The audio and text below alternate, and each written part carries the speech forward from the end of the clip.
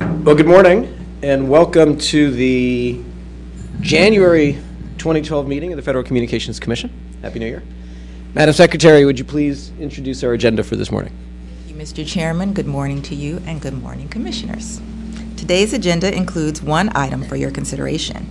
You will consider a report and order and further notice of proposed rulemaking to comprehensively reform the LIFELINE program to ensure universal availability of communication services to low-income Americans while minimizing the universal service contribution burden, including by eliminating waste, fraud, and abuse, strengthening program oversight and administration, and modernizing LIFELINE to support broadband adoption. This is your agenda for today. The item will be presented by the Wireline Competition Bureau. Sharon Gillette, Chief of the Bureau, will give the introduction. Thank you. Sharon, the floor is yours. Good morning, Mr. Chairman and Commissioners. The Wireline Competition Bureau presents you with an order and further notice of proposed rulemaking to comprehensively reform the LIFELINE program. LIFELINE has helped low-income Americans afford telephone service for over 25 years. The order modernizes the program in light of marketplace changes, including the emergence of broadband and wireless communications, and implements fiscally responsible reforms to streamline program administration and strengthen protections against waste, fraud, and abuse. This order responds to the 2011 recommended decision of the Federal State Joint Board on Universal Service. In all aspects of reform, the order continues to recognize the important role of the states. The reforms in this order were refined in coordination with the Wireless, Enforcement, and Consumer Bureaus, as well as the Offices of Native Affairs, Managing Director, Strategic Planning, and of course, General Counsel. We thank them all for their collaboration and support. Within the Wireline Bureau, in addition to those at the table with me, I'd like to thank the team seated behind me. Jamie Suskind, Garnet Hanley, Lisa Hone, Bo Finley, Rebecca Herschel, Sumitra Das, Divya Shenoy, Rebecca Bina, Graham Dufault, Mark Wigfield, and Patrick Halley for contributing their multidisciplinary talents to this item. Seated with me at the table are Deputy Bureau Chief Carol Maddie, Telecom Access Policy Division Chief Trent Harkrader, and Deputy Division Chief Kim Scardino. And last, but certainly not least, Telecom Access Policy Division Attorney Advisor Jonathan Lecter will present the item. Jonathan? Thank you. The order and further notice we present you with today would modernize LIFELINE and significantly strengthen protections against waste, fraud, and abuse. Building on the Joint Board's recommendation and the state-by-state process currently in place to eliminate duplicative support, the order would adopt a national LIFELINE accountability database that would both protect and prevent duplicative support. The order would also eliminate support for aspects of the low-income program that are no longer the most effective use of universal service funds, such as link-up and toll limitation service. Increasingly, LIFELINE consumers have service options from ETCs that neither draw on link-up support nor charge the consumer a service initiation fee. In these market circumstances, providing link-up support for high activation fees from some providers invites abuse and is not an efficient means to reach the program's goals. However, link-up support would remain available to ETCs receiving high-cost support on tribal lands where a lack of infrastructure remains a significant challenge. The order includes a first-year audit requirement for newly designated ETCs, as well as a requirement that ETCs receiving more than $5 million annually from the low-income program conduct biennial independent audits and submit the audit reports to the Commission, USAC, and appropriate state agencies. Currently, LIFELINE reimbursements to providers are based on a complex multi-tiered system. To simplify program administration and reduce the burden on ETCs, the order would replace this system with a flat interim support rate of $9.25, equal to the average rate on non-tribal lands, while maintaining current higher reimbursement levels on tribal lands. The further notice seeks comment on how monthly support amounts for voice service should be determined going forward.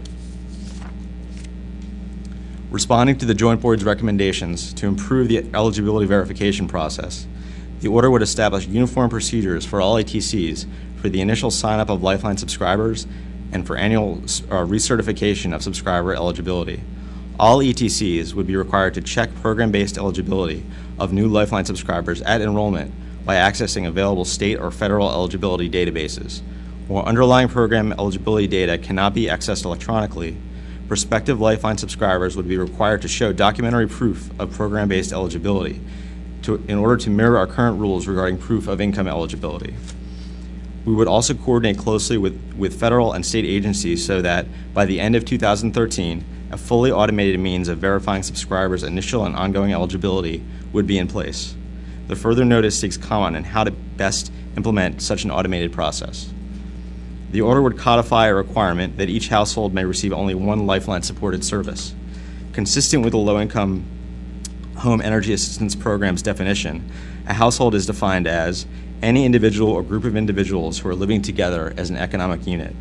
This definition ensures that individuals living in group living facilities or multi-unit apartments sharing a single address, for example, will continue to be able to receive support. Recognizing that the cumulative impact of all these changes could potentially cause confusion for some Lifeline consumers, the order would implement significant measures to improve consumer awareness and education about the Lifeline program. For example, to inform consumers of their rights and responsibilities under the program, the order would require ETCs to include information in their marketing materials regarding the nature of the federal Lifeline benefit and eligibility requirements for Lifeline participation.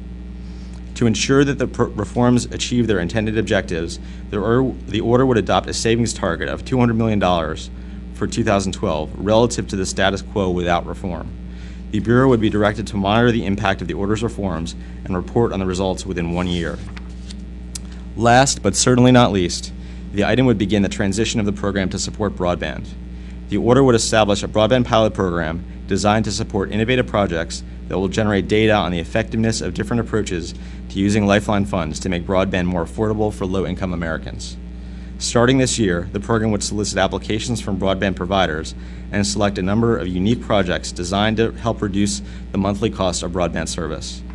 Applicants will be expected to help address other challenges to broadband adoption, including the cost of devices and digital literacy. The further notice also explores the idea of dedicating, on an interim basis, funds to support formal digital literacy training for consumers at libraries and schools across the U.S. In addition to the broadband pilot, the order also provides flexibility to ETCs in all states to apply Lifeline discounts to service packages that bundle voice and broadband together. In the further notice, we seek comment on whether to require ETCs to offer Lifeline discounts on bundled packages. The Bureau recommends adoption of this item and requests editorial privileges. Thank you. Thank you very much for excellent work on an important item. Ms. Gillette, is that it? In that case, we'll proceed to our newly constituted bench. Commissioner McDowell. And this means I can't be fiddling with my statement. I've got to just give it. I can't be writing it on the fly. So, thank you, Mr. Chairman. Today, the Federal Communications Commission is making the most fundamental, constructive, and radical changes to the Lifeline program since its inception. We are infusing it with fiscal discipline for the first time. As a result, the program will be on track to become a more efficient tool to fulfill Congress's intended purpose, helping low-income Americans stay connected to society through telecommunications services. In the Telecommunications Act of 1996, Congress explicitly mandated that we manage this program to help the disadvantaged. At the same time, Congress wants us to be fiscally prudent to maximize Lifeline's effectiveness for the truly eligible. With this legislative intent in mind, our action today will help eliminate waste, fraud, and abuse to yield resources for those most in need while bending the unabated growth curve downward. As I've said repeatedly since first joining the Commission, my primary goal for universal service reform is to instill fiscal discipline to this program. Today, we largely achieve that goal for the Lifeline program in the near term. Although I would have preferred a longer-term fixed budget or cap, what we are rendering today is virtually unheard of in Washington: fiscally responsible entitlement reform. On the bright side, some of the most appealing aspects of today's actions include the following: establishing an aggressive savings target of $200 million for this calendar year alone, with a projected $600 million in savings for 2013. Largely eliminating the link-up program to end perverse incentives for companies to enroll those who may not be eligible, while granting a limited exception to the unique circumstances facing tribal and Alaska Native lands. Limiting support to one recipient per household. Creating a database to weed out duplicate recipients. accelerating the process of creating a database to verify eligibility, requiring prepaid ETC accounts that have been inactive for 60 days to be removed from the Lifeline program, and commencing a process for a mechanism I have long advocated, basing subsidies on a communications price index that should reduce financial support per subscriber as communications networks become more efficient as technology advances. Therefore, I'm voting to approve these measures. Today's order is not perfect, however. Due to their inherent nature, many of the assumptions used to shape our decisions are not reliable for long-term planning, making a lasting solution improbable until we can gather more critical data over the next year. Nonetheless, Commission staff has worked diligently to find the best data and cost models available today to make essential economic and financial projections. Accordingly, I have concerns about relying on these assumptions and models to forecast costs and savings for longer than beyond the current year. Among the variables that make a longer-term solution less practical are the effectiveness of the database that is designed to eliminate duplicates, the design of the prospective database that will verify eligibility, and a variety of economic factors. While we bend the growth curve this year, we will be able to make even more progress next year once we have built the systems needed to administer meaningful reform. In light of these limitations, the Commission will hold itself accountable and render an assessment of the program within 6 months from today, followed by a more comprehensive and formal report due next year. Based on the information and analyses contained in those reports, next year the Commission will trim the sails of today's reform to maintain our course towards more fiscally prudent shores. In other words, our improvements to the Lifeline program will remain in beta mode while we continue to work to maximize its efficiencies.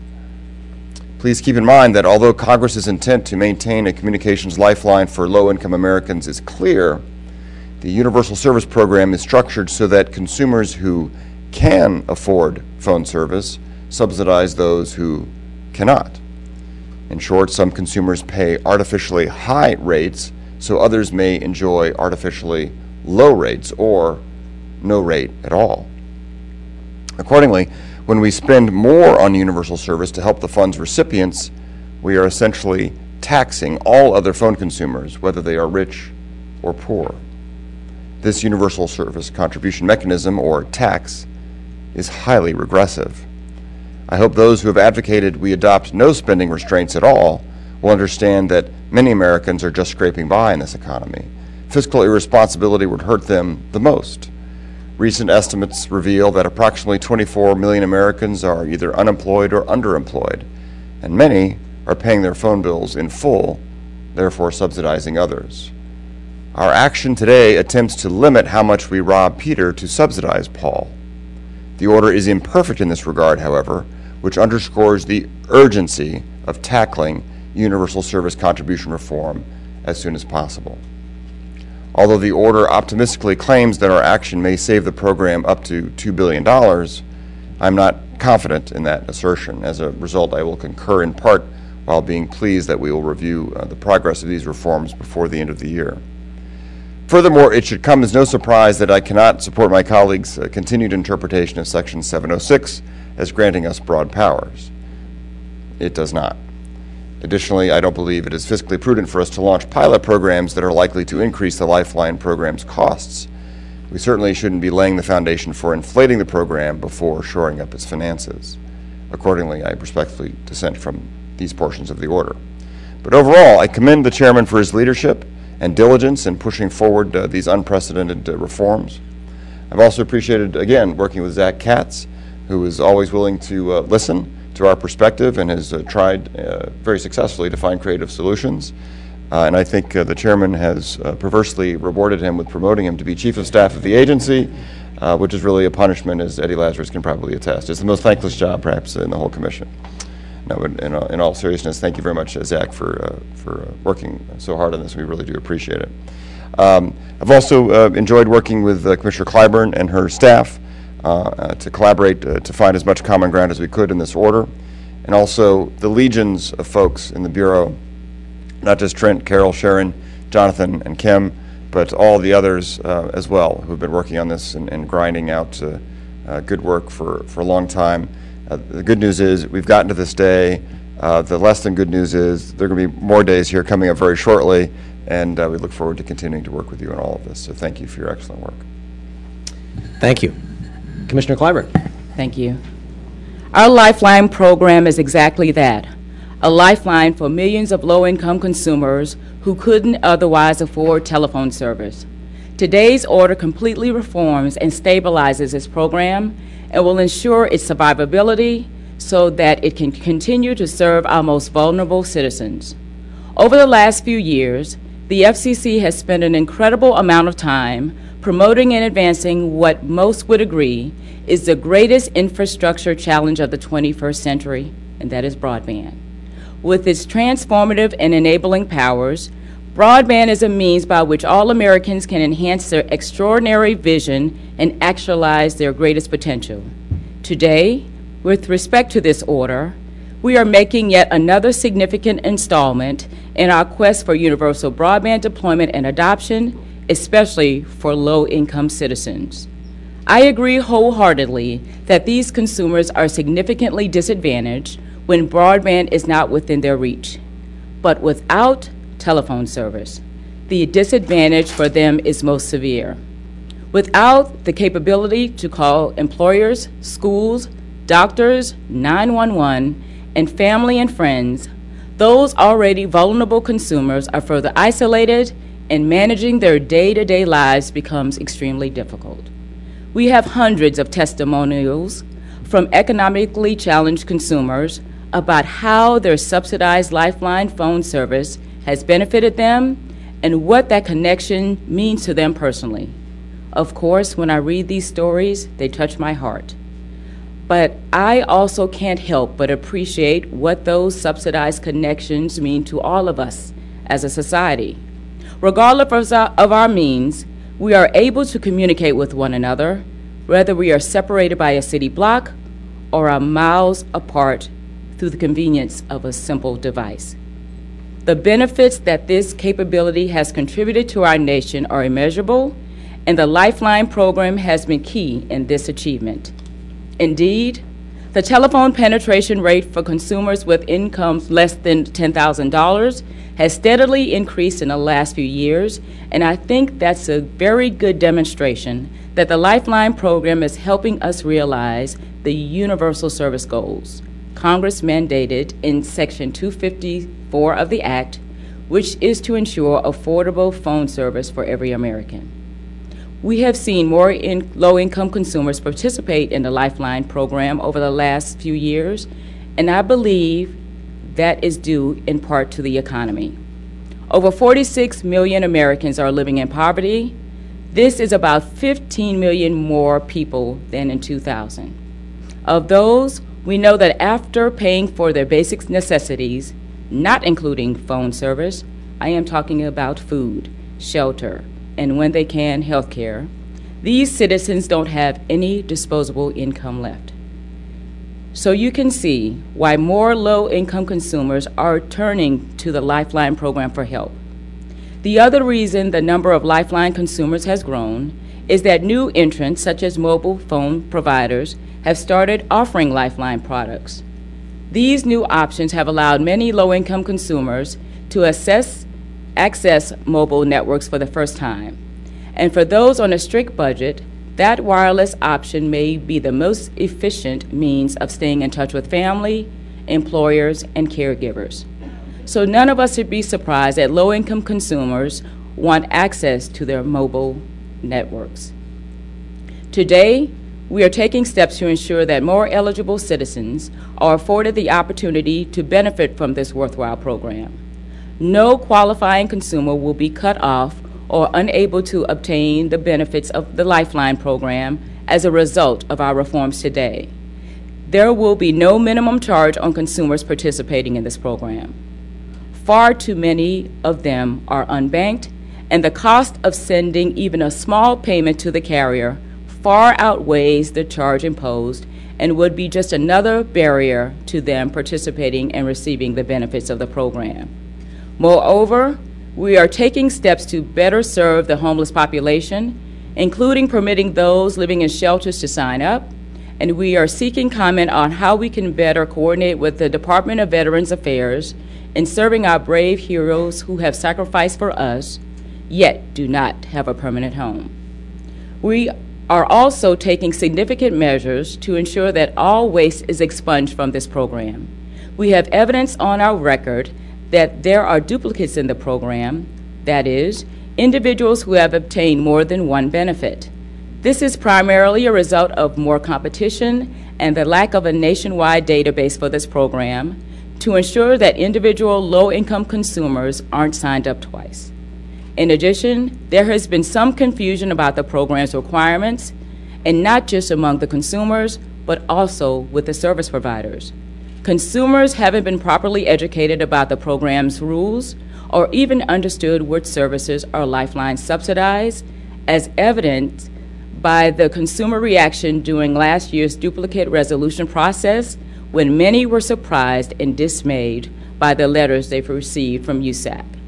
The bottom line is this: there are numerous reasons why the program has grown, and it's important that the steps we take today to reform the program are balanced with the purpose and goals of the program to ensure that affordable phone service is available for low-income consumers.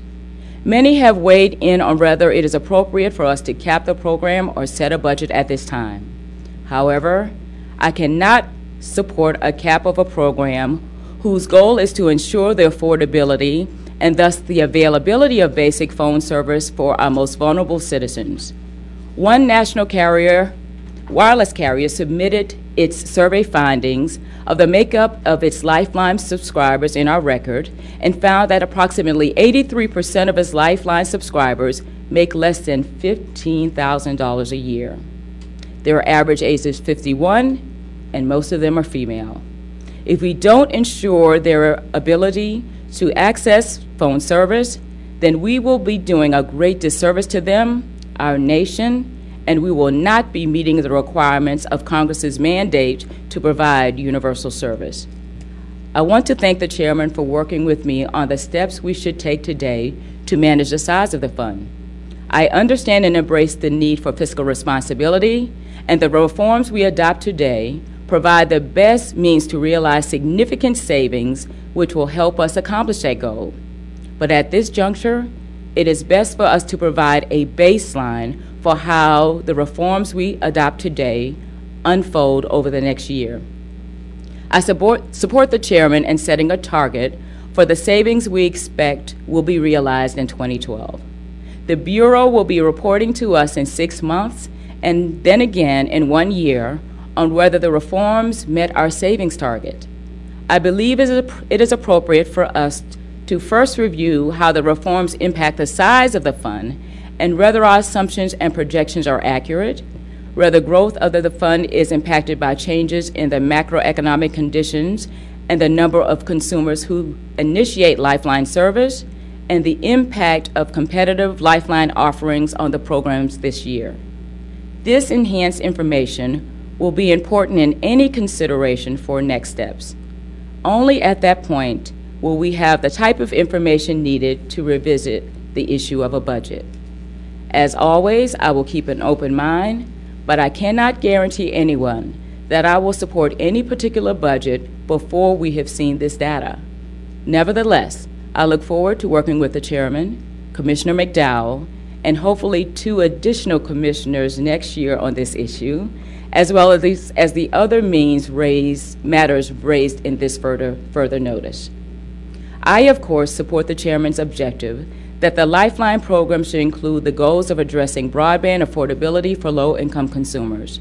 I believe pilot projects are an appropriate first step to determine the best way to address the digital divide for low-income consumers in the Lifeline program. Although I wish we had adopted this pilot program soon after our workshop on this issue in 2010, I am grateful we are now charging ahead, and I am hopeful that this program, along with other public and private sector efforts underway, will help us complete the modernization of this program that is contemplated in today's order. When everyone is connected to the networks, then the value of those networks increases. It is true that both voice and that is true of both broadband and voice service. Through the Universal Service Fund and the private sector, our nation has invested billions of dollars in our voice networks.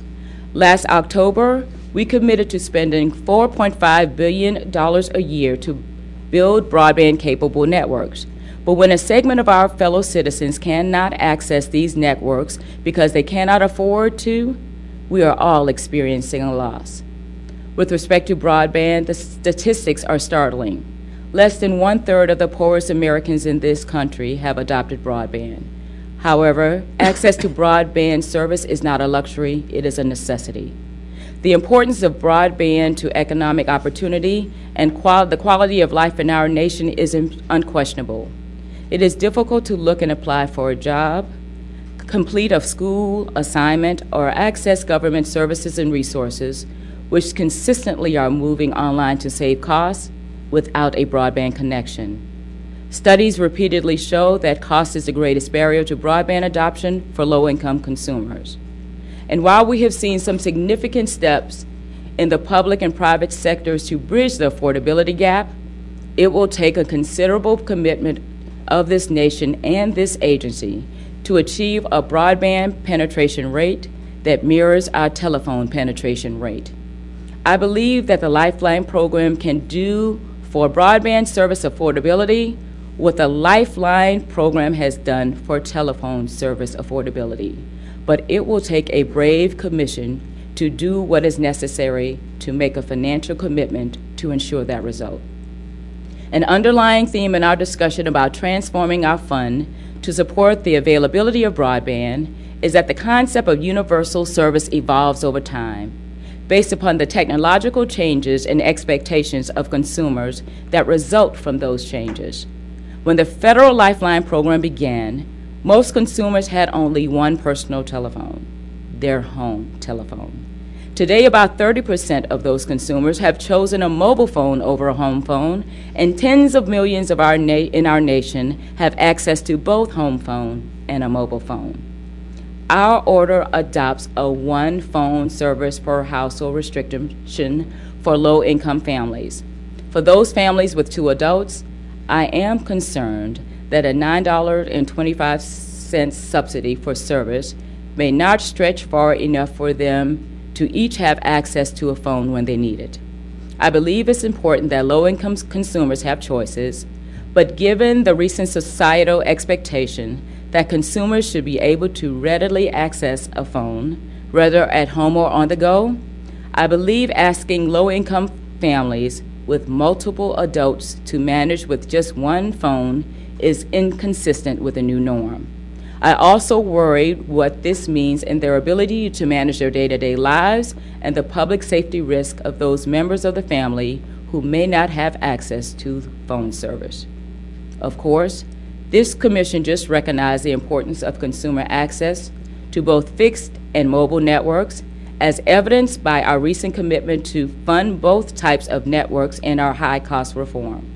I appreciate the Chairman's understanding about my concerns and his willingness to tee up this issue directly in our further notice. As such, we are exploring recent proposals in the record about whether a modest increase in the subsidy for low-income families with multiple adults will allow them to better access the networks. I think this is especially important for very remote areas, such as tribal lands and parts of Alaska, where access to a mobile phone may mean the difference between life and death. For this reason, I am concurring in our finding that the benefit of the Lifeline program is one per household. There is significant agreement in the record that by using modern database capabilities, we can best reform this program to make it more efficient and effective. My 2 colleagues and I couldn't agree more, and I want to thank them both for working with me on this issue. I am very pleased that we are setting the goal to address not just duplicates in the next 2 years, but also eligibility through such database capability or capacity. By doing so, we can better ensure that only qualified consumers are signed up for the subsidy and more effectively confirm eligibility periodically. As a result, 2 of the new requirements we established in this order, reviewing documentation for program eligibility and annual certification of 100% of subscribers, will be temporary measures carriers will perform until a database can be used for these functions. In my initial review of the order, I had real concerns about the burdens we were placing on both consumers and the carriers with respect to these 2 new requirements. I understood from the consumer perspective that documenting their eligibility can be very difficult when they are not initiating their service in person with the carrier. Access to copy and fax machines for low-income consumers, and sometimes even the post office, can be significant barriers, especially because many post offices no longer have copy machines, not to mention the fact that many post offices in many communities are closing. From the carriers, I also appreciated that they don't want to make the judgment call on who is and isn't qualified for the program. In addition, from both carriers and consumers, that an annual recertification process for 100% of Lifeline subscribers is likely to have an unintended effect of de-enrolling qualified consumers. That is an issue that I am concerned about. I can agree with the chairman that this year, every current Lifeline participant should be checked for continued eligibility in the program through self-certification. Currently, about 65% of all Lifeline subscribers are being recertified annually, and checking the other 35% makes sense as an initial step in our reform of the program. By permitting consumers to recertify via text and through individual voice response systems, I believe we have struck a balance for this temporary measure of 100% recertification. It is our intent that in 2013, carriers will be able to rely upon a database for recertification, and if the database isn't ready, we will permit carriers to rely upon USAC for recertifying consumers should the carriers choose to do so. I believe this option not only addresses some carriers' concern that 100% of the recertification every year is too burdensome, but it also will address the concerns about consumer response rates being too low. The response rates to USAC last year during the duplicate process exceeded our expectations, and I expect that consumers may be more likely to respond to an official notification from USAC as compared to their phone company. Nonetheless, I could not agree more with many of the participants in this proceeding that the sooner we can make database capabilities function in this program for both duplicates and eligibility, the better off consumers, carriers, and the fund will be. It is critical that we begin the process of educating consumers concerning the changes to the Lifeline program. During the duplicates process last year, thanks to my partnership with Commissioner Copps, the chairman's efforts, and the work of our wireline and consumer bureaus, this commission worked diligently with state agencies, the carriers, and consumer groups to inform and educate the Lifeline subscribers about the duplicates process. We received very few complaints as a result. In fact, we have heard positive feedback from many. The information was sent easy to understand and available in both English and Spanish. We are planning to replicate that campaign this year with respect to these reforms. I want to thank the chairman and the staff for their willingness to work with me in getting the word out about the changes to the program, and I encourage all of the state agencies, carriers, and consumers groups to work with us again to ensure that no qualifying low-income consumer is cut off or unable to access the benefits of the program. I wish to take a moment and thank the Joint Board for its significant input into this item. Over the last year and a half, I have been working closely with my state colleagues and the Joint Board staff on this program. The recommended decision from November of 2010 was a cornerstone for all of the work that has happened in this program in the last year. I believe that there are many things the state will be able to support in the reforms we are adopting today, and I look forward to continue to work with the Joint Board as the reforms are reforms are implemented. I wish to also thank Sharon Gillette and her capable staff, Carol Maddy, Trent Harkrader, Kim Scardino, Lisa Hone, Jonathan Lecter, Sumitra Das, sorry about that, Jamie Suskind, Garnett Hanley, Bo Finley, Rebecca Herschel, Divya Senoy, and Rebecca Bina. No, I am really sincerely thankful, even if I did not express it with pronouncing your name properly. And I also wish to thank my wireline advisor, Angie Cronenberg, for all of your incredible work. There was a significant amount of work in this program over the past year, in addition to the work that has been put into the order and final notice. I really do appreciate your dedication to the population served by this program and for your personal sacrifices to complete today's item. I know the implementation stage of the reforms will continue to keep you busy, but I have every confidence that you will continue to serve our citizens in a diligent and thoughtful manner. Thank you very much, and thank you, Mr. Chairman. Well, thank you. Thanks to both of my colleagues for thoughtful and detailed remarks that reflect the level of work and effort and thought and conviction that went into wrestling with this complex program and adopting the major order that we adopt today. For more than a quarter century, the Lifeline program has played a vital role in ensuring that the neediest among us stay connected to our communications networks, that they have a lifeline for jobs, for education, for healthcare, for public safety. Many, most, maybe all of the people in the room don't have first experience with Lifeline. Over the course of these proceedings, we've had a chance to meet people who do, and it makes a tremendous difference in the lives of those who are eligible and who do need the program. Today, the agency reforms and modernizes the program for the 21st century, eliminating waste and misuse of public funds, imposing fiscal discipline and accountability on the program, and ensuring that the program satisfies Congress's directive that, and this is a quote, consumers in all regions, including low-income consumers, should have access to telecommunications and information services. The reforms we're adopting today are major. This is a fundamental overhaul to make sure that an important program is efficiently and effectively meeting its mission. It says to anyone contemplating gaming this system, don't bother, you'll get caught and punished.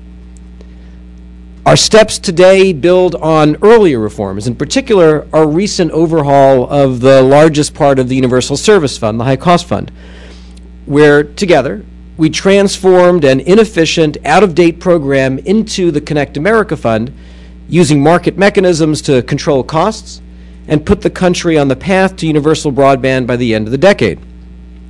And like our work in the High Cost Fund, we reform the Lifeline program both with an eye to its goals and beneficiaries and with an eye to the millions of consumers who pay into the fund.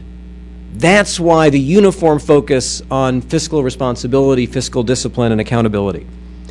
Today, as part of our modernization of Lifeline, we execute on another key recommendation of the National Broadband Plan to begin transitioning Lifeline to support broadband. We do so with a seriousness of purpose because broadband is rapidly becoming a necessity, not a luxury. And we do so with humility because it's not easy to determine how Lifeline can best be transformed into a program that supports broadband. When this commission inherited Lifeline more than 2 years ago, the program faced real and serious challenges, including rules that failed to keep pace with the boom in mobile service, created perverse incentives for some carriers, and as we came to see, invited fraud and abuse. Since then, we've rolled up our sleeves to put the program on a sound path and strong foundation. The process of reforming Lifeline started with the release of the National Broadband Plan in 2010, In the spring of 2010, I asked the Federal-State Joint Board on Universal Service to scrutinize the Lifeline program and offer recommendations for reform. Last year, the FCC proposed rules that built on the Joint Board's recommendations, and today's order implements many of those ideas. But we haven't waited to complete the rulemaking to take concrete steps to tackle fraud and abuse. Last June, the Commission adopted an order clarifying that an eligible consumer may only receive one Lifeline-supported service, creating procedures to detect and de-enroll subscribers with duplicate Lifeline-supported services, working in close cooperation with CTIA and major Lifeline providers, including AT&T, CenturyLink, Sprint, TracFone, and Verizon. We've established an unprecedented process to detect and eliminate duplicative Lifeline support, a process now underway in 12 states that will expand to additional states in the months ahead.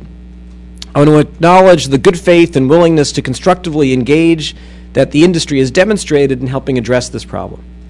And thanks to this joint effort, we've already identified more than 200,000 duplicative Lifeline subscriptions for elimination, saving millions of dollars every month.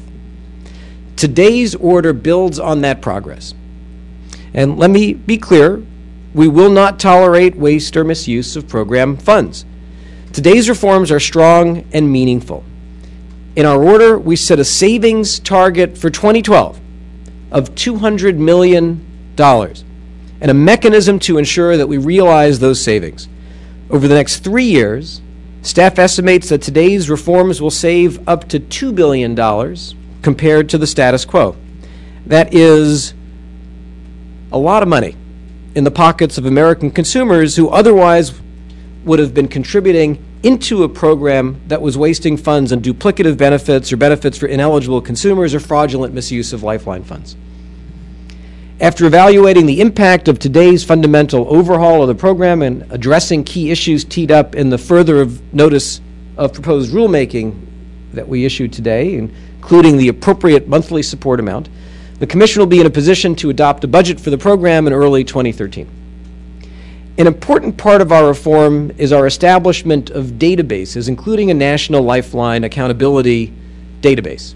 This database approach will prevent multiple carriers from receiving support for the same subscriber and streamline the process of verifying consumers' initial and ongoing eligibility for the program, significantly reducing burdens on carriers and improving protections against waste and fraud. It'll also reduce burdens on consumers participating in the program. I want to note that this is another example of the Commission harnessing communications to information and communications technology to better do our work, to provide benefits and services to consumers more efficiently, lower burdens both on companies that participate in these programs and on the FCC itself. We seek comment today on ways to further streamline burdens on participating carriers, to improve program efficiency, and to encourage voluntary participation in Lifeline. As part of this inquiry, we tee up for consideration a proposal to allow incumbent carriers to opt out of participating in Lifeline if they so choose. As Commissioner McDowell said earlier, we're moving forward today with fiscally responsible entitlement reform. And we're doing it in a way that saves hundreds of millions of dollars and that would not cut off eligible, needy consumers from a vital lifeline, basic communications grid. Who are the people who benefit from Lifeline? They're people like a beneficiary who we heard about in South Pittsburgh, Tennessee, who was thrown from her car in a severe accident and used her Lifeline-supported phone to call 911 and receive immediate assistance. Or a veteran in Shady Springs, Florida, who relies on his Lifeline phone to communicate with the VA hospital to obtain medications and organize hospital visits. Or the man in Memphis, Tennessee, who used a Lifeline phone to help with his job search, which ended with his now current employer calling him on his Lifeline phone to offer a job. This order is not only about increasing efficiency and eliminating waste, it's also about making sure the service is there for people who need it, like the ones I mentioned. And it's about beginning to modernize Lifeline from telephone service to broadband. Broadband, as Commissioner Clyburn said, has gone from being a luxury to a necessity in the 21st century, increasingly essential for finding a job, particularly as job postings have moved online, and for landing a job, as companies have increasingly required online job uploading your resume, and they require basic digital skills. As everyone who's followed our work knows, about a third of Americans still haven't adopted broadband at home, and the majority of low-income Americans are non-adopters. Recognizing that Lifeline was established to make sure low-income Americans have access to telecommunications and information services, and that voice will ultimately be just another application on our broadband networks, it makes sense to begin our transition. It makes sense to begin to transition Lifeline to support broadband. Consistent with the language and purposes of the Communications Act, the order starts by establishing as a core program goal ensuring universal availability of broadband for low-income Americans. To determine how best to achieve that goal, we're using a fraction of the savings we're realizing from today's reforms to launch a broadband adoption pilot program. We're asking broadband providers to submit project proposals, and data from the projects we choose would be rigorously analyzed to ensure full understanding of how best to transition Lifeline to support broadband. I would emphasize again that this will be a challenge for all of us, determining an efficient, smart, effective way to make sure that Lifeline meets this need will not be easy, and it will require all stakeholders to participate with a focus on data, in addition to our work, the work that we see from entities like Connect to Compete. Some of the BTOP programs will be helpful in determining a smart course going forward. In addition to cost, we know that a lack of digital literacy is a major barrier to broadband adoption. That's why we propose to use savings from Universal Service Fund reforms to increase digital literacy training at libraries and schools. Digital literacy training not only promotes broadband adoption, because a lack of digital literacy is a barrier to broadband adoption, it could also arm more Americans with the skills they need to fully participate in our 21st century economy and society. In my view, it would be irresponsible not to begin testing ideas to harness broadband to help connect low-income Americans, improving our economy and our kids' education. Other countries are moving ahead in this area, and it's essential to our global competitiveness that we use every tool at our disposal to win the broadband race. In moving forward, as I mentioned, we'll build on the excellent programs that have been launched, Connect to Compete, BTOP, and others. I want to thank all those who contributed to this order, including my fellow commissioners whose deep engagement with this item is reflected in many parts of the order. I'm proud of the process we ran to produce this order. It presented many difficult issues, as you've heard from our statements. Staff has worked on this very hard for quite some time, and the three of us reached agreement relatively quickly on many issues, including many hard ones because of the great work that the staff did. On other issues, as our work progressed, we found ourselves in different places, 3 different places, to be precise, but with a shared commitment to doing the right thing, to connecting needy Americans, and to fiscal responsibility. We worked through some very difficult issues together as recently as yesterday, and so we apologize that the meeting today was an hour late, but it was an hour late because we were working hard to do the right thing for the American people. I'm very grateful to each of my colleagues and to our staffs for staying at the table and discussing the substantive issues until we found a path through. I want to thank the Joint Board and state commissions across the country who have again demonstrated the tremendous value they provide by serving as laboratories for policy innovation and as partners in ensuring universal service. Some of the best ideas that we adopt today we learned about and we felt comfortable adopting because they've been implemented in states across the country, and we can measure the results and say this makes sense. Finally, again, thank you to the outstanding staff who worked on this. Not a complete overlap between this team and the Universal Service Fund team, but to those of you who have been working nonstop on these various universal service matters, thank you very much. And the new people who joined the Lifeline effort and really focused on the unique issues that relate to modernizing, reforming, improving the Lifeline program, you have the public's gratitude as well, and all of ours. In addition to the Wireline Bureau, these items benefited from the Wireless Bureau, the General Counsel's Office, the Consumer and Governmental Affairs Office, yet another example of strong, healthy interagency cooperation.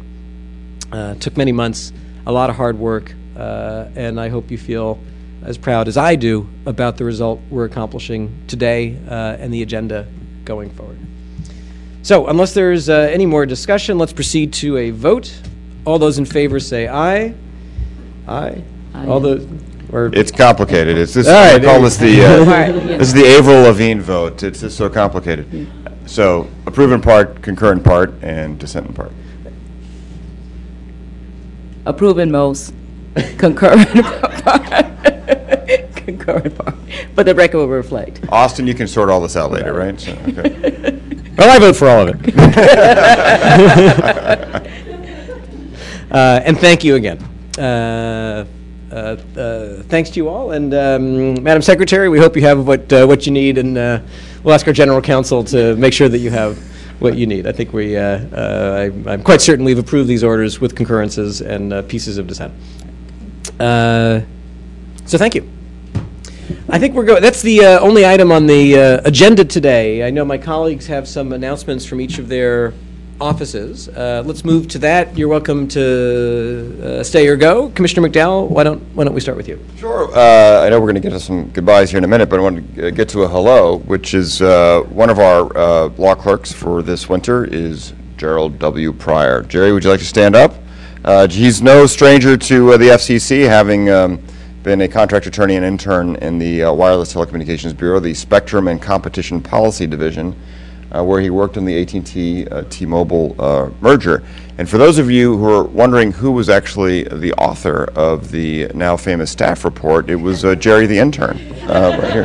So I'm just kidding. He has a very interesting resume. He's currently getting his LLM in Space and Telecommunications Law, where he was awarded the NASA scholarship. So he's almost a rocket scientist, I think is what that means. And he wrote papers on such things as the impact of UN treaty law on commercial activities in outer space. And he's doing this at the University of Nebraska. He also has his JD from the New England School of Law, and he's a Georgia Bulldog, having graduated from the University of Georgia in Athens, Georgia, home of the B-52s, of course, among others. REM, who else? The producers? Who was that? Yeah, what he said.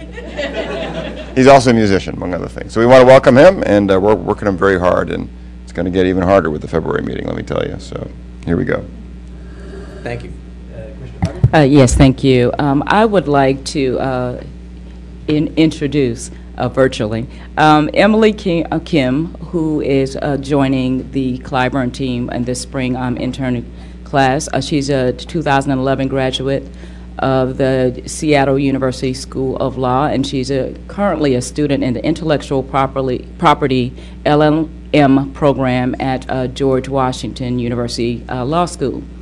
Brandon Soleimani is a second-year law student at Georgetown University Law Center. He is from Los Angeles, and he did his undergraduate studies at Berkeley. But joining us today is Kimberly Wilson, if you would stand, who's a native New Yorker, a third-year law student at Howard University School of Law, and she has an interest in communications and intellectual property law. So thank you to us always, the best intern class at the agency. Yes, I said it out loud. Thank you. Okay. Let me make a couple of brief announcements. I am starting to dislike this section of our open meetings. Last month, we said goodbye to Commissioner Copps, and today we say farewell to Eddie Lazarus. Asking Eddie Lazarus to serve as my Chief of Staff was one of, if not the best decision I made as FCC Chairman. It's hard to believe now, for those of you who've spent a lot of time working with Eddie, when I asked Eddie to take the job, he had no background in communications law or firsthand experience with the FCC,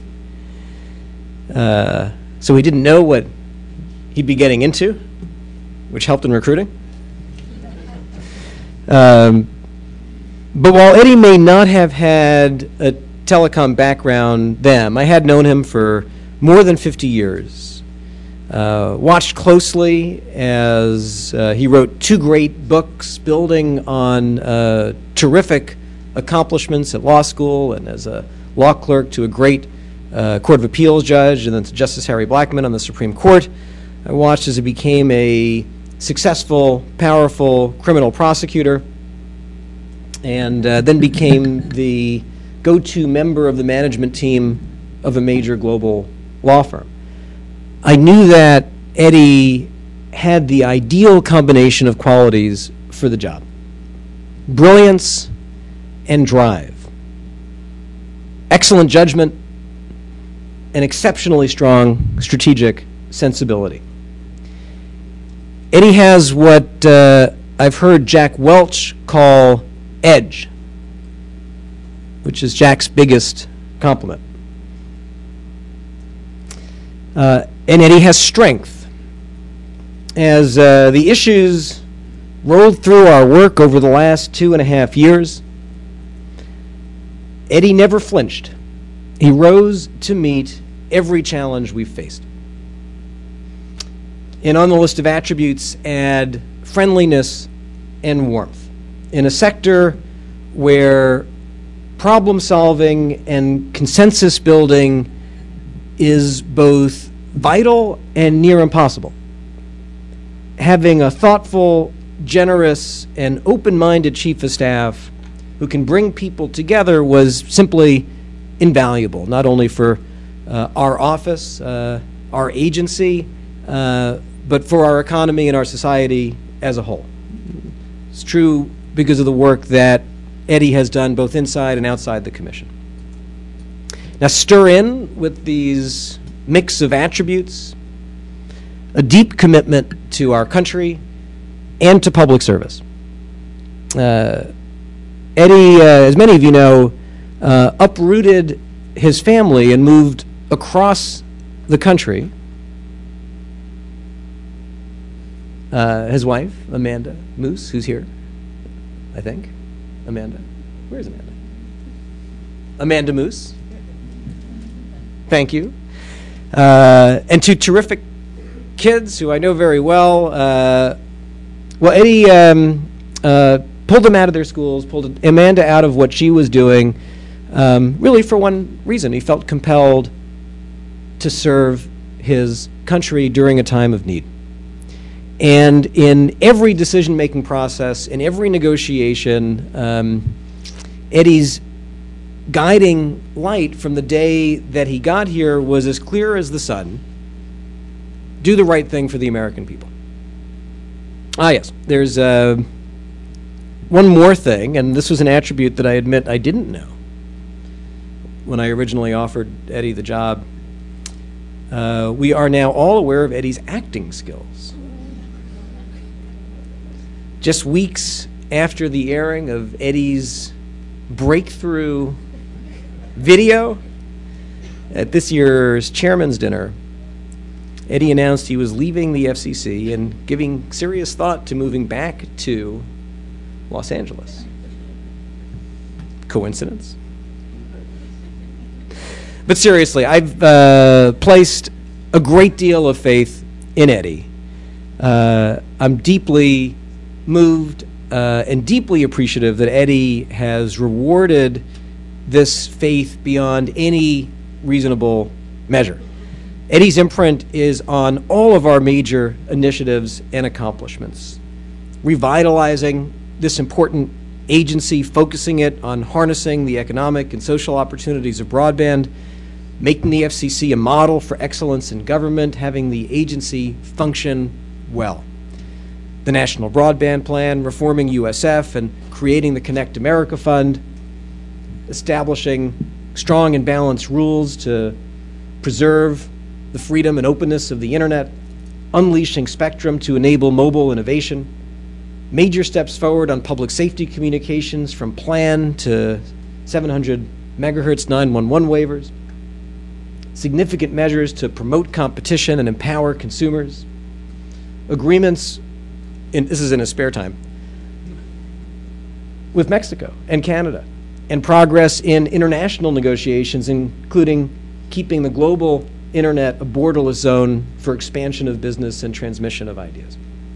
Now, early in his tenure as Chief of Staff, Eddie gave an interview to the Washington Post where he said, quote, "At the end of the day, like any public servant, you want to feel as though you've pushed the ball a little bit in the right direction." Eddie has done so, and much, much more, pushing this agency to make a real difference in harnessing the opportunities of communications technology for our economy and all Americans. Simply put, this is absolutely beyond dispute. Our country is better for the service of Eddie Lazarus in this job and at this agency. I do want to say again thank you to Amanda for tolerating this, for blessing it, for supporting it. Please tell Sam Henry and Lily that their names were mentioned today at the Federal Communications Commission, and that we thank them too. And Eddie, we go back almost 20 years ago, 20 years at this point. I noticed none of us has aged. Thank you for taking this flyer. Thank you for your always honest and always wise advice. Thank you for your friendship. Thank you for your excellent service for the public and for the country. And thank you for having my back and the backs of all of us here, every single person at the agency and the entire institution. And I want you to know on behalf of all of us, we have your back. With that, let me first pause and applaud the great work of Eddie Lazarus.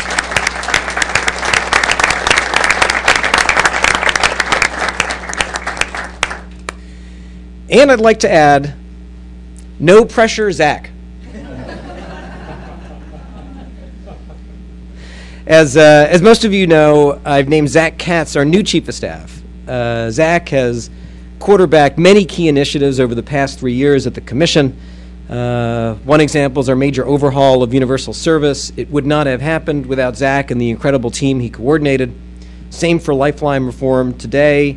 Zach has consistently done a great job coordinating the incredible talent that we have at the agency and giving the staff an opportunity to shine and to get their work done while adding value to the process every step of the way.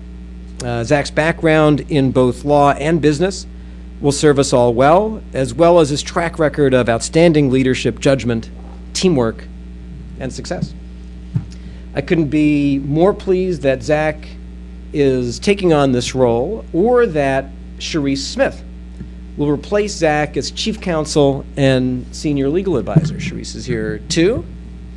Sharice will continue her responsibilities where she's done a truly fantastic job, never seeking the limelight or credit, but to give just one example, Sharice drove our groundbreaking initiative to ensure that consumers receive alerts before exceeding mobile data plans or otherwise incurring large costs. It's one of the things that consumers stop me about on the street more than almost anything else that we've done. I tell those consumers that they should call Sharice and say thank you. Sharice will take on new responsibilities for policy coordination among the Bureau and offices. Josh Gottheimer will continue to serve as senior counselor, where he's been responsible for a number of groundbreaking initiatives, including the now well-known Connect to Compete initiative. Josh will focus on leading a new agency initiative to develop high-impact public-private partnerships.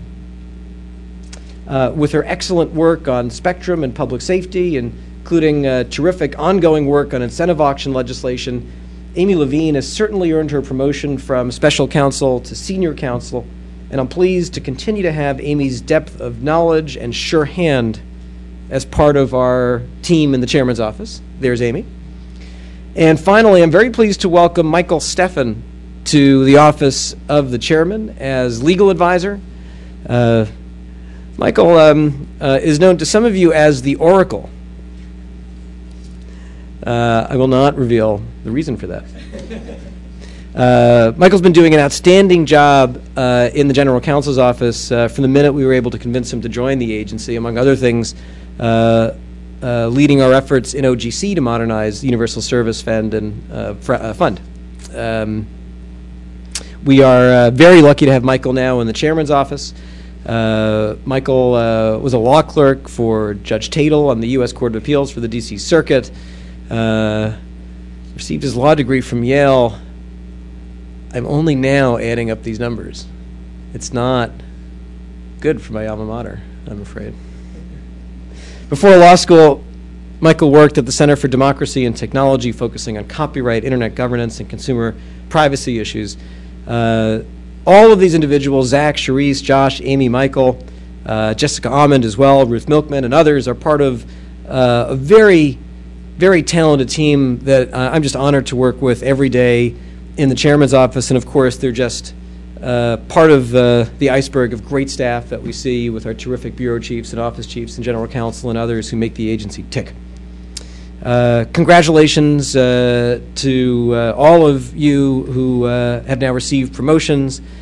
Thank you again to Eddie Lazarus. Our work harnessing broadband to benefit our economy and society has never been more important. Together, we have a lot of work to do. With that, I thank you all and give Commissioner McDowell a chance to. Well, I vote to approve on all that. So how can you do any better? Did want to just very briefly say to Eddie, you have had a thankless job for almost 3 years, but I wanted to end that right now and thank you. So it's not entirely thankless. When you got here, I think you did a terrific job of building on Acting Chairman Kopps's work to open up information and communications flow and collaboration, and it's been terrific working with you, and I know my staff feels the same way, my legal team as well. So, you know, your job involves a lot of different areas, which I'm sure you learned a lot on this job, but it's policy, it's operations, it's media relations, it's Hill relations, third-party relations, trying to broker agreements and find consensus among groups who are more than 180 degrees apart. And you've gone out on the limb, taken a lot of risks, and you should be commended for that. I want to thank his bride and his children for lending him to us, and I hope he's a better man as we give him back to you and not scarred for life as a result of this experience. But if you're working on a treatment about, you know, a sitcom regarding the FCC, just let me know, and we'll see how. I'm not sure the ratings are going to be very strong though for that concept. Just, you know. First dibs on casting. Okay. So, congratulations to the rest of the office on all their promotions, and Zach, you've already had a few trials by fire, baptisms by fire through our office on a number of issues. So we're looking forward to continuing to work with you and all of your colleagues. So thank you very much again, Eddie. Thank you. I would also like to congratulate once again those in your office who've been promoted. Zach, Amy, Michael. I saved Sharice for last because she's a South Carolina native, so I have to brag on her. Not playing, playing favorites. I'm sorry, she's from South Carolina. Congratulations to all of you for again, your hard work, it continues to pay off, and we continue to be the beneficiaries, and I appreciate that. It is getting a bit more difficult, you're right, at this time to say these goodbyes. I really am going to miss Eddie. You're right. He's strong, bold. He doesn't mind taking risk. He's a solution seeker. He has continued to work with our office. We've had our share of, how do I want to say, heightened engagement. You know, the octave levels might have, decibel levels might have fluctuated a bit, but at the end of the conversation, always, we've had some incredible resolutions that, again, our office has benefited from, and this agency has. So while I'm going to miss you, and will miss your wife, I will really miss seeing your kids. I love his kids. They are just wonderful, and you don't have to worry about casting. They are definitely, especially his daughter, my gosh. She's a natural actress, and the son is so cool. So I'm looking forward to, if there's a sitcom, if you come up with your own channel, let us know. Let us know. We will invest in that project, I tell you that. Seriously, we will definitely miss your wisdom, miss your engagement.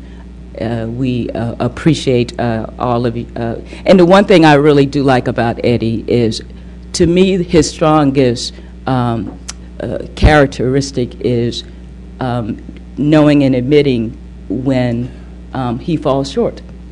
I never forget one conversation. We said, I could have done that a little better. It takes a powerful individual to affirm that.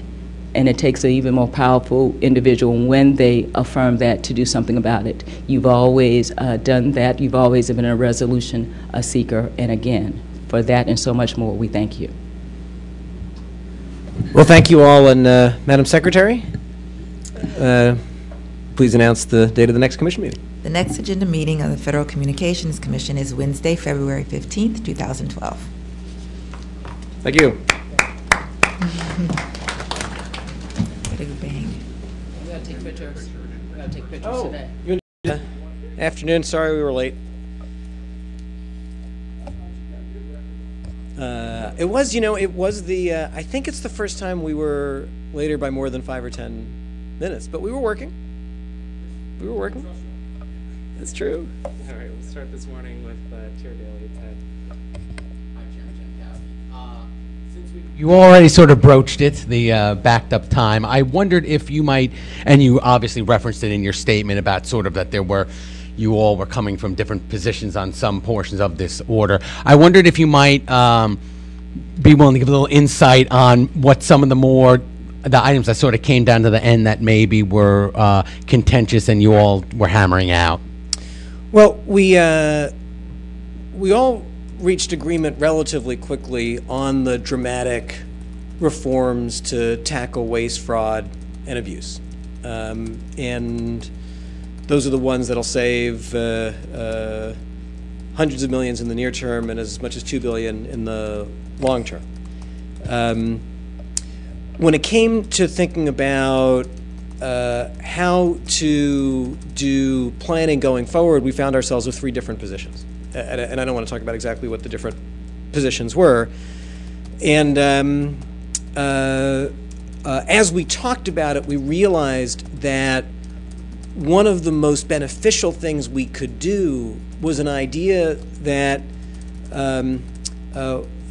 developed in the course of these conversations among the 3 of us, which is to have a concrete target for savings and a process to measure our progress as against that. And as we talked about that, we realized that by adding that, it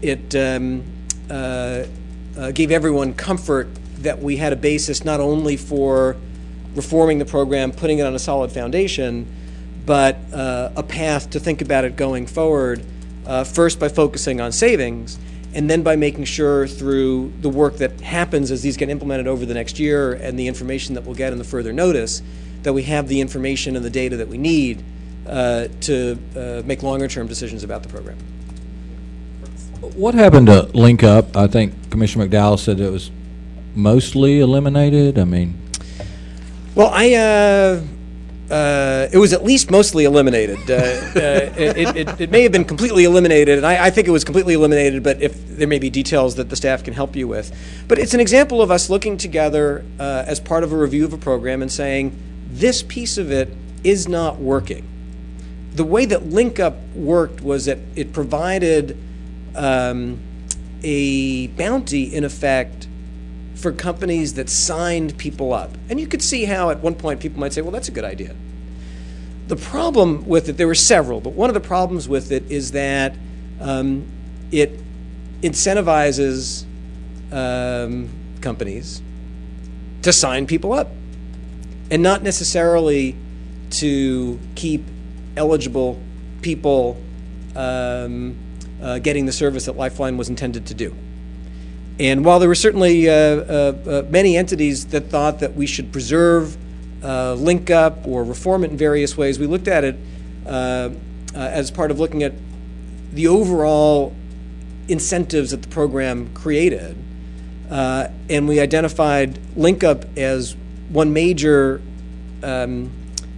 mechanism that was incentivizing waste, fraud, and abuse, and was also no longer necessary because of changes in the business model and the charging structure for companies. And so we all agreed to eliminate it. Hi, Mr. Chairman. Todd Shields, Bloomberg News. On Friday, the Enforcement Bureau put out for public comment Light Squared's petition for declaration on interference matters, to put it briefly. Can what occurs in that proceeding affect your decision on whether Light Squared may commence commercial service? Well, that notice was put out because it's required under our rules as a routine matter to put it out for comment. It doesn't affect the timing of when we can decide other matters. And as I think we've talked about before, we're waiting for NTIA to make recommendations to us based on the results of the testing. That will be the most important thing informing our next step. And of course, in the interim and beyond, we're not going to do anything that causes harmful interference. Thank you. Hi, Mr. Chairman. Welcome to the beat. Thanks for having me. It's good to be here. I had a question about LinkUp and Lifeline. With eliminating LinkUp, do you almost feel like it's worse than Lifeline in terms of more incentives for fraud than Lifeline was? Because I know you had, it sounds like you have problems in both of the programs. Was it worse in LinkUp? They were interrelated programs. We concluded that that LinkUp itself was creating perverse incentives that was too likely to lead to waste, fraud, and abuse, and that we couldn't justify keeping it. On Lifeline, as you heard everyone say, the core mission of Lifeline, it's a mission that Congress gave us, make sure that the neediest Americans have access to basic communication services. Everyone continues to support that goal. We're required to implement it by statute. We also all agreed that we need to make sure that we're doing it in an efficient, non-wasteful way. You could think about that as a general commitment to fiscal responsibility that we have, and also a more fine-grained recognition that every dollar that Lifeline spends comes from a consumer who's putting money into the program. Now, that's fine if every dollar that goes in is coming out to meet an important national objective that drives our economy and that helps educate our kids.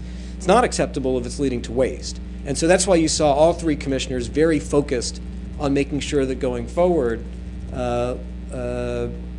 Lifeline can continue to serve its core purpose, but that it's reformed in a way to tackle all the waste, fraud, and abuse issues that we identified. Go ahead. Oh, I just had one other question concerning the databases. I know there was talk of two different ones. The first one has to do with finding the duplicates. Yeah. The second one, I've heard it's going to take more time, but it has to do with making people prove who they are and prove that they're eligible. Can you talk about the importance of the second one and how that picks up in ways, it fills in for ways that the first database Yes, they're doesn't? both very important. The duplicates one is, it's either up and running or about to be up and running. Carol, is it up and running, the duplicates one? The order mandates that it shall happen. Okay, so the duplicates one should be up soon, and that addresses the issue of, that we found, that there are people receiving duplicative support and getting to phones. One company might give them one phone, another might say, hey, you're eligible, you get another phone. And part of that was if company A had no way to know whether company B had already provided an eligible customer a phone. So the duplicates database tackles that exact issue, and we've put in place a database and a mechanism where there's no excuse for someone getting a second phone. Okay. And that's going to happen very quickly. The eligibility database gets to a different issue, which is that we found that some of the funds were going to people who weren't eligible. And this is a challenge in many programs that are limited to people who need, to needy people. How do you make sure that it's only needy people who are getting it?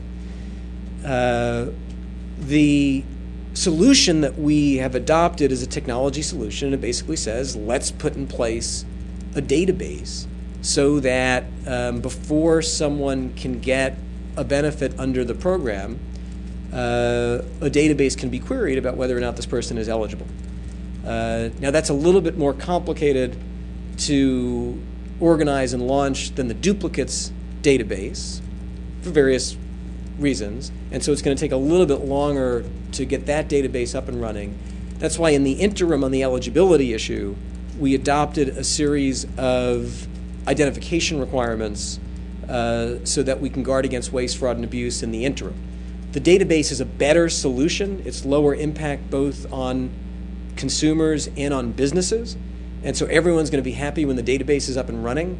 But in the interim, we couldn't ignore the issue, and so we're going to have to rely on identification. And one other point, which is that a number of states, I don't remember exactly how many, the team will know, already rely on identification, so they've worked on some mechanisms to have it work in practice. We looked at those and we say we can borrow this as an interim measure until the database is up and running. As far as the timing goes, sorry, the last question. For the future, Neil will tell you that. Oh, sorry, Neil. Last question. I just wanted to make sure for me. He's a rookie. With the first database, I heard that it was going to be 12 months before it was up and running.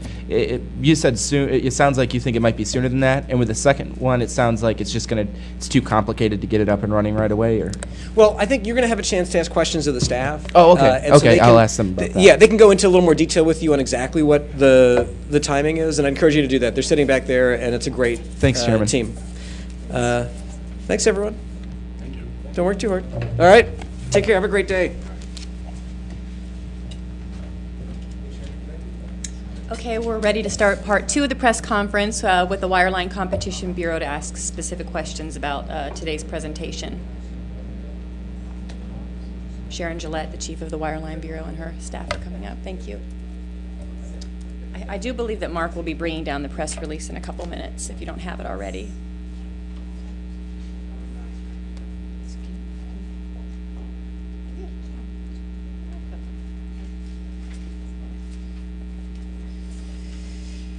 Are there any remaining questions? Hi, yeah, just Ted Gotch with TR Daily. Just adding on to sort of the line of questioning, but can you give us some more details as far as, the different databases, the implementation timelines that you know of, and, the process that you all will undergo to do so? So the duplicates database, there are two things going on. There's a duplicates resolution process that's already gone on in 12 states, and we'll be continuing that throughout this coming year in how many more states? 17 more states. At the same time, simultaneously. We have already held a workshop looking at design of a database for duplicates. There's been enormous level of engagement and discussions on that. Time frame? The order, says that the duplicates database will get up and running as soon as possible and with a target of no later than 12 months. So it could be sooner than 12 months, as quickly as one needs to go through the process of doing a procurement for a vendor to create the database. And then the second one, what's the time? And Yeah. Eligibility, what we've said is that we expect to get at least so eligibility is about verifying that somebody is either income eligible or more, in most cases it's program eligibility. So it's verifying, for example, the three main programs through which people qualify for Lifeline are Medicaid, food stamps, and SSI, it's supplemental security income, it's a Social Security program. And those, when people come through those programs, you want to verify that they're a piece of those programs. So there have already been efforts afoot among carriers and in states to get electronic access to, in some states, for example, Florida, I believe they have the electronic access to eligibility. But that is a somewhat longer process, but we've said that we expect to have at least the three major programs up by end of 2013. And I'm sorry, but three meaning those three programs for food stamps, SSI, and Medicaid, right? Is that okay? Well, we're committing to work with the other agencies to to help make that happen. Okay. Yeah. As far as the second database goes, are you saying that that would be ready by the end of 2013? That's the objective. Okay. Mm-hmm. The pilot program, is that going to be like in a single location or several places? Sort of how do y'all see that work? We envision it more as a set of projects and would be soliciting applications for the sets of projects where we would establish the guidelines for what we're looking for, what we're seeking to test, what kind of data we'd be looking to collect on them, and asking participants for their best ideas. I'm sorry, the first database is just a database of who's in the program now, so they can check and say, Joe Schmo, you're already in. And the carriers will be asked to check that database, which will be set up by you guys, by the feds, or by USAC, or USAC. Mm-hmm. Okay. USAC. And then the one per household rule, what's the rule right now on how many in a household? Any rule at all? What is the current rule? Yeah. The order clarifies that the Commission has had a one per household rule. What the gloss on it that this order adopts is specifying that a household constitutes an economic unit in which people share income and share expenses.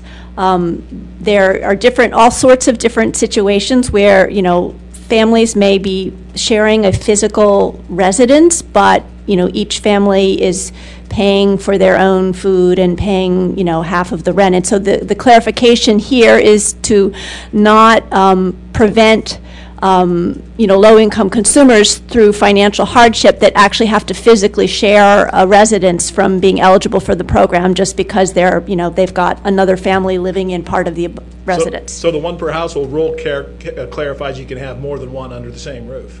As long as it's a separate economic unit, which is modeled under the definition that is used for low-income fuel assistance. Okay. Does that satisfy the complaints of like veterans groups and the Native American community, or do you guys deal with that in a separate way? Yeah, I mean, obviously, Native Americans that live, in a Hogan, if they are keeping their income separate, each family would be eligible for Lifeline if they otherwise qualify.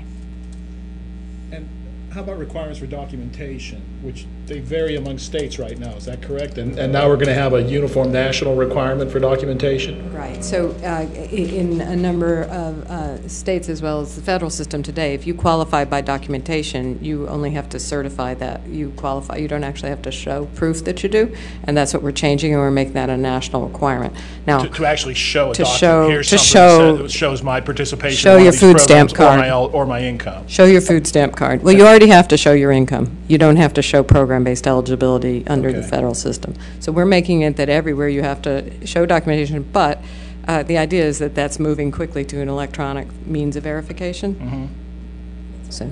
And that would be with the first database, showing proof? Sorry, Kim, when did you come? The documentation requirement is only in states where eligibility can't already be verified with a database. So where a state has a database that determines eligibility, the documentation requirement wouldn't apply. Yeah, for example, Florida has a qualifying program that is eligible for Lifeline support.